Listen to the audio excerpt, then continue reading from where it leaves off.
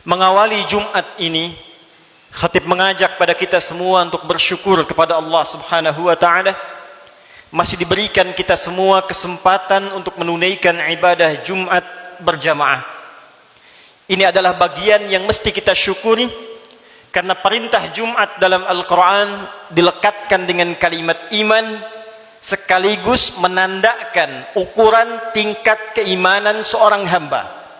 Quran surah ke-62 dengan namanya Al-Jumu'ah, di ayat ke-9. Ya ayyuhalladzina amanu idza nudiya lis-salati min yaumil jumu'ah. Hei seluruh orang-orang yang beriman tanpa kecuali. Panggilannya menggunakan kata alladzina, disebutkan sebanyak 1080 kali dalam Al-Quran, menunjuk kepada objek tanpa batas. Besarkah, kecilkah, tuakah, mudakah, sepanjang punya iman. Diawali dengan kalimat ayyuha, ayyunya munada, haknya tanbih, penguat, pengingat. Disebutkan 150 kali dalam Al-Quran. Seakan Allah ingin mengatakan, hei semua orang yang beriman, tanpa kecuali, aku ingatkan kalian semua. Idza nudiya lis-salati min yaumil jumu'ati fas'au ila dzikrillah. Jika sudah tiba ada panggilan untuk menunaikan salat Jumat, maka respon bergegas untuk ingat kepada Allah Subhanahu wa taala. Rumus tafsir mengatakan, jika ada informasi dalam Al-Quran, apakah berupa perintah atau larangan atau sekedar informasi saja, namun dibuka dengan kalimat iman, maka informasi yang disampaikan sekaligus menjadi ukuran tingkat keimanan seorang hamba. Salat, perintahnya dibuka dengan kalimat iman. Al-Baqarah ayat ketiga. Alladzina yu'minuna bil ghaib wa yuqimunas shalah. Sebelum dilakukan salat dibuka dengan iman, maka salat menunjukkan tingkat keimanan seorang hamba. Semakin semangat salatnya, semakin menunjukkan imannya kuat. Semakin malas berkurang kuantitas salatnya, semakin menunjukkan imannya lemah. Jumat dibuka dengan kalimat iman, sekaligus memberikan kesan tingkat keimanan seorang hamba. Alhamdulillah, dari sekian Jumat yang pernah kita tunaikan, sampai detik ini kita masih diakui beriman kepada Allah Subhanahu wa taala. Sampai detik ini kita masih dipanggil oleh Allah Subhanahu wa taala, karena tidak setiap hamba yang tinggal di muka bumi bisa mendapatkan panggilan iman dari sisi Allah Subhanahu wa taala. Namun hadirin, dari sekian Jumat yang pernah kita tunaikan, yang mempertaruhkan keimanan kita di hadapan Allah Subhanahu wa taala, berapa Jumatkah yang telah berhasil kita lalui dalam pandangan Allah Subhanahu wa taala?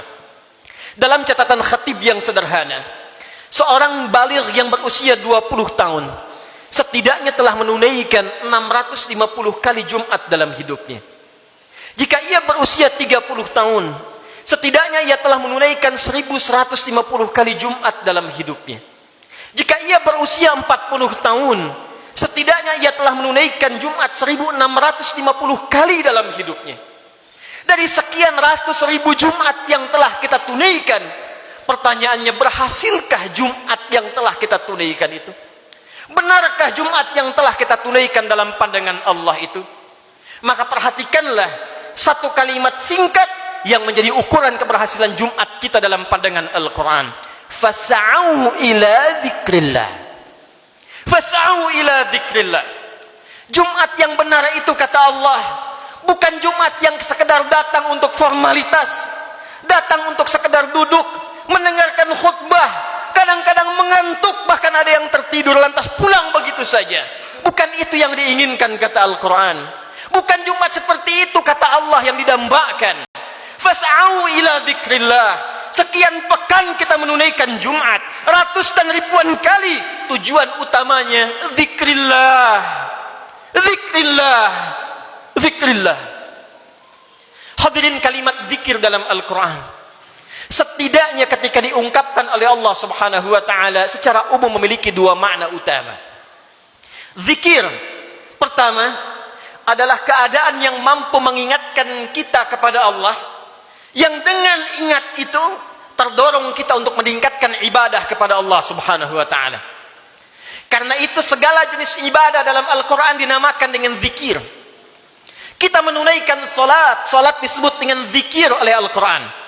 Quran surah ke-20 Taha ayat yang ke-14. Allah berfirman, innani anallah la ilaha illa ana fa'budni wa aqimis salata li dzikri. Sungguh akulah Allah, Tuhan yang paling hak. Tidak ada Tuhan yang layak dipertuhankan, disembah selain aku, kata Allah. Fa'budni, maka sembah aku. Bagaimana caranya ya Allah? Wa aqimis salah, tunaikan salat li dzikri, sebagai bagian zikir kepadaku, kata Allah. Jadi saat kita menunaikan salat, itu adalah zikir kita kepada Allah Subhanahu wa taala. Kita datang menunaikan ibadah Jumat. Di Jumat diberikan tausiah, di Jumat diberikan pengingat, di Jumat diberikan wasiat meningkatkan takwa. Di antara ciri takwa yang pertama adalah semakin banyaknya kita meningkatkan ibadah salat kita kepada Allah Subhanahu wa taala. Dzalikal kitabu la raiba fi hudal lil muttaqin. Siapa orang takwa ini? Alladzina yu'minuna bil ghaib wa yuqimunas shalah. Sampai dengan Jumat ini, dari sekian ratus kali, ribu kali, berapa kuantitas dan kualitas salat kita yang pernah ditingkatkan di hadapan Allah Subhanahu wa taala? Jangan-jangan sampai ribuan kali Jumat, salatnya masih standar-standar saja. Masih yang fardu saja. Tahajud masih belum mampu bangun. Duha belum dikerjakan. Selama hidup tak pernah salat syuruk. Selama hidup kurang rawatib. Tapi cita-citanya berjumpa dengan Allah, bersua dengan Rasulullah SAW. Mana bakal kita di hadapan Allah? Al-Quran disebut dengan zikir. Quran surah ke-54 ayat 17, ayat 22, ayat 32, ayat ke-40. Walaqad yassarnal Qur'ana lidzikri fahal min muddakir. Sungguh kami telah mudahkan Al-Quran. Sungguh kami telah mudahkan Al-Quran. Telah mudahkan Al-Quran untuk apa? Lidzikri, untuk dijadikan zikir kepada Allah Subhanahu wa taala. Bacaan Quran itu zikir. Karena itu ketika Anda baca Al-Quran, Anda merasa lebih dekat dengan Allah Subhanahu wa taala. Mempelajari Al-Quran itu zikir. Karena itu ketika Anda mengkaji tafsir Al-Quran, bukankah Anda merasa lebih dekat dengan Allah Subhanahu wa taala? Menghafal Quran itu zikir. Karena itu para penghafal Quran semakin dekat keadaannya dengan Allah Subhanahu wa taala. Dari sekian aktivitas kehidupan yang telah kita lalui sampai dengan detik Jumat ini, berapa banyak Al-Quran telah kita hidupkan? Berapa banyak Al-Quran telah kita bacakan? Jangan-jangan Jumat ini pun belum sempat baca Al-Quran. Jangan-jangan telah berlalu sekian hidup kita belum sempat menghafal Quran dengan baik. Salat belum dimengerti bacaannya. Puluhan tahun salat tidak mengerti apa yang dibaca dalam salat. Mau sampai kapan? Bagaimana salatnya bisa khusyuk kalau tidak paham apa yang dibacakan? Al-Quran belum sempat dipahami. Jangankan menghafal, sudah puluhan tahun untuk baca saja nggak sanggup bacakan dengan baik. Berapa lama lagi waktu yang dibutuhkan? Bukankah hadisnya sahih?